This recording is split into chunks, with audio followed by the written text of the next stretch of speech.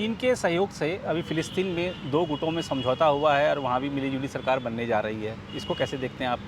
क्या लड़ाई पर इसका कोई असर पड़ने वाला है? दूसरा, अभी इजराइल के प्राइम मिनिस्टर अमेरिका की यात्रा पर गए और वहाँ पर कुछ ठोस तो मिला नहीं, आश्वासन ज़रूर मिले हैं और नसीहत भी मिल गई है कि भैया ये जल्दी ख़त्म कीजिए क्योंकि वहाँ पर घरेलू राजनीति इस समय हावी है अमेरिका में। तो सबको कैसे, दोनों घटनाओं को कैसे देखते हैं आप सब? देखिए जी, जो ये चीन की आप बात कर रहे हैं कि बीजिंग में 2 गुट, जो मुख्य गुट थे 2 जी। इनके, एक तो फतह और हमास। फतेह और हमास, जी। ये आए, यही नहीं 14 गुट हैं 14 टोटल। गुट हैं। जी, जी। ये 14 में से 12 भी थे, उनका भी जी। रिप्रेजेंटेशन था। जी। लेकिन जो ये फतेह का देखिए, आप हिस्ट्री देखिए, जी। 1999 में फतेह और हमास जी। एक दूसरे के दुश्मन थे। जी। 2006 के भी, उस समय थोड़ा कम थे। आप आइए 2006 में जब इलेक्शन हुए थे, उसके बाद तो दुश्मनी और बढ़ गई थी। जी। बिकॉज फतेह ने बोला था कि इन्होंने ज़बरदस्ती हमास आकर के उन्होंने गवर्नमेंट बनाई, गवर्नमेंट ने बनाई 2007 में हमास ने। जी। लेकिन इनको जो है ख़ास करके ये जो अभी इजराइल हमास की लड़ाई है, उसके बाद चीन ने मिडिल ईस्ट में अपना, और मैं कहूँगा मिडिल ईस्ट ले लीजिए पूरा, अपनी वो बढ़ा दी थी प्रेजेंस दिखाने के लिए वहाँ पर। ईरान से आप देखिए, ईरान सऊदी अरबिया को मिलाया था।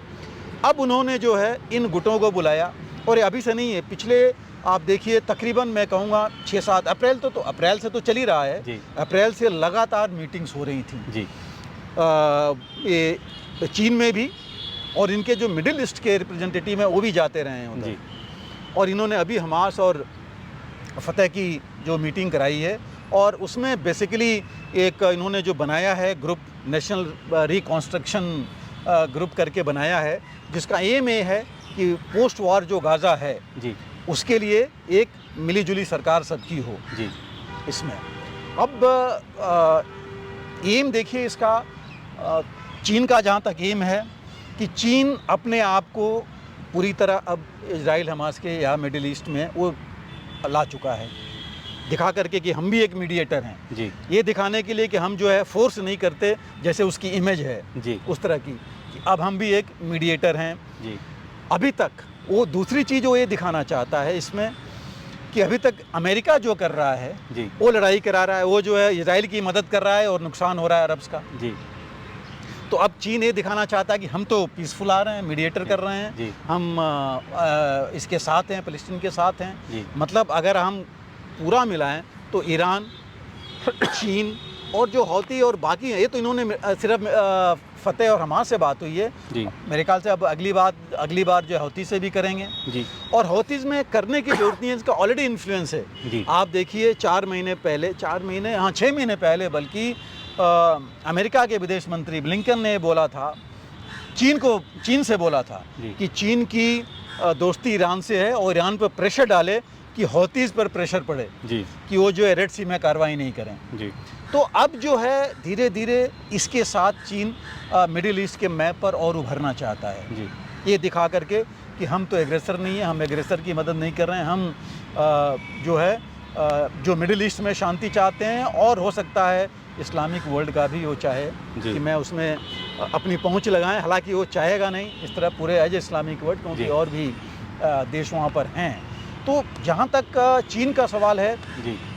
वो अपने इमेज बिल्डिंग हिसाब से कर रहा है। जी। लेकिन इसको दूसरी तरफ से आप देखिए, क्या ये सक्सेस हो सकता है? क्योंकि नेतन्याहू ने, इजराइल ने तो ऑलरेडी बोल रखा है कि किसी हालत में वो हमास को बिल्कुल बर्बाद करेंगे। जी। और हमास की सरकार तो ऐसे ही नहीं वो देखना चाहते। जी। वो ये चाहते हैं कि उनका वहाँ पर कब्जा रहे। जी।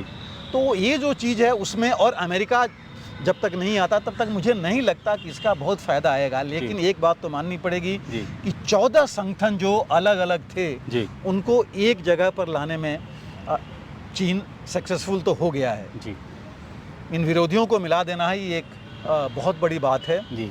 तो उस लेवल पर तो ये है। लेकिन अब क्या इसके आगे चीन इनकी मदद करेगा? जी। आर्थिक या हम कहेंगे सैन्य मदद? जी। मुझे नहीं लगता, डायरेक्टली तो नहीं करेगा। वो करेगा तो फिर उसकी पूरी बाकी जगह पर इमेज खराब हो जाएगी। जी। लेकिन ग्लोबल साउथ में जिसको चीन लीड करना चाहता है, भारत ऑलरेडी एक तरह से नॉमिनेटेड मैं कहूँ लीडर बन चुका है। जी। वहाँ पर भी चीन ये मैसेज देना चाहता है जी कि हम सक्षम हैं इस तरह की चीज़ कराने में। जी लेकिन दूसरा मैसेज भी जा रहा है जी कि क्या अभी हमास और इसने इन टेररिस्ट ग्रुप के साथ अगर चीन साथ में है तो क्या आगे अलकायदा और आईएसआईएस के पास भी जाएगा क्या? जी ये भी हो सकता है। जी तो ये कुछ चीज़ें हैं जो कि निगेटिव में भी जाती हैं। जी तो ये अभी जो वहाँ की कंडीशन है, जो मुझे लग रहा है कि इससे बहुत ज़्यादा फ़र्क नहीं पड़ेगा। लेकिन ये मैं अगेन दोबारा कहूँगा कि चीन ने अपना जो स्टेचर जी। है वो थोड़ा सा ज़रूर इस मामले में ऊपर कर लिया है, बढ़ा जी। लिया है। जी जहाँ तक नेतन्याहू की बात आपने कही, देखिए नेतन्याहू बुलाए गए थे यूएस कांग्रेस को एड्रेस करने के लिए, जी गए वहाँ पर और ये जो प्रधानमंत्री बने हैं जी उसके बाद तो पहली बार गए हैं। जी अदरवाइज इससे पहले लॉन्गेस्ट सर्विंग प्राइम मिनिस्टर हैं इजराइल के, जी और इससे पहले जब भी बनते थे पहले 2 महीने में जरूर वो अमेरिका जाते थे। जी लेकिन अभी जो है नहीं गए तो नहीं गए थे, इसलिए कारण था ओबामा से भी उनकी थोड़ी बहुत अच्छी नहीं बनी थी जी और जो बाइडन से नहीं बन रही थी जी। शुरू में जी। जब भी ये हुआ था। लेकिन लड़ाई के बाद ये आपने देखा कि कैसे कंडीशंस हो गई थी। जी पहले पूरी तरह सभी देश, पूरा अमेरिका उनके साथ था, बाद में जी। वहाँ विरोध होने लगे। जी जो बाइडन भी और एडमिनिस्ट्रेशन भी थोड़ा विरोध में था जी। कि ये बात नहीं सुन रहे हैं, जी। अपनी ही कहे जा रहे जी। हैं। शांति जो पीस प्रपोजल था जिसको बाइडन ने खुद जी लेके आए थे कि उससे उनका स्टेचर बढ़ेगा, जी उनका जो है राष्ट्रपति की जिम्मेदारी बढ़ी थी, जी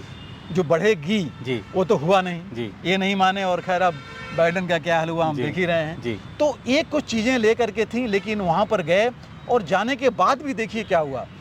तकरीबन 50 अमेरिकी सीनेटर्स नहीं आए जी उनके एड्रेस में। जी। इवन बहुत इंपॉर्टेंट इंक्लूडिंग नैन्सी पेलोसी जो थी, जी जो पहले स्पीकर थी, वो खुद नहीं आई। जी विरोध भी वहाँ पर हुआ। जी यहाँ तक कहा गया कि इजराइल से लोग गए वहाँ विरोध करने के लिए जी। इनकी विजिट का। जी और वो लोग थे जो लोग चाहते थे कि बात करो तो हॉस्टेजेस की करो। जी वहाँ पर इन्होंने भाषण दिया अपना। जरूरी था इनको जी कि वहाँ इजराइल में तो तालियां नहीं बज रही थी, कम से कम वहाँ तालियां बजे तो हुआ भी। जी स्टैंडिंग ओवेशन कुछ मिला बट उतना नहीं मिला। जी इन्होंने रिकॉर्ड भी बनाया। जी पहले बाहर के एक राष्ट्राध्यक्ष बने जी जो कि चौथी बार एड्रेस कर रहे थे कांग्रेस को, तो ये भी एक चीज़ थी।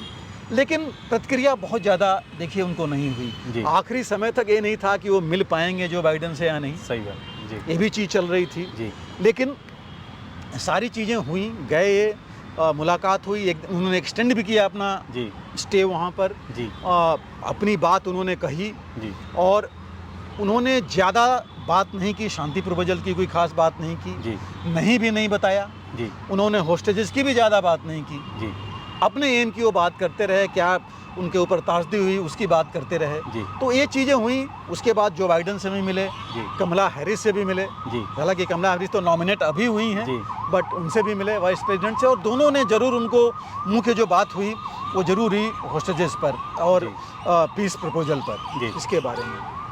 वो ट्रम्प से भी मिले। जी बिल्कुल। ट्रम्प को उन्होंने फोटोग्राफ भी दिखाई कई चीज़ों का, जी और उसको लेकर के वो चाहते थे। ट्रम्प वैसे भी खैर सपोर्ट करते ही हैं, जी और इनको भी लगा, इन्होंने देख लिया कि अब जो माहौल है उसमें ट्रम्प का ही है, जी तो ट्रम्प के पास भी हो गए, बातचीत हुई। लेकिन एक चीज़ और देखिए, इस 24 घंटे में हुआ क्या है।